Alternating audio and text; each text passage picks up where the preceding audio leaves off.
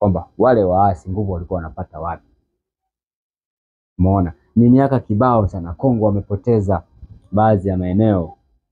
Wamepoteza nguvu, wananchi walikuwa wanaishi maisha ya kuhamahama, yani hakuna nchi ya kwenu, lakini huwezi kutembea kwa amani, unasikia kitu vinalia. Na ile Kongo ni nchi ambayo yenye ardhi kubwa. Leo tumeona wamesaini mkataba, wamekaribishwa na Donald Trump kule Marekani. Wageni rasmi mwingine Mkenya, rais wa Kenya alikuwepo pale, Tshisekedi mwenyewe, Paul Kagame. Hii inaleta tafsiri gani kwa nchi za Afrika? Tunajifunza nini kwa generation yetu sisi na hata hiyo inayokuja?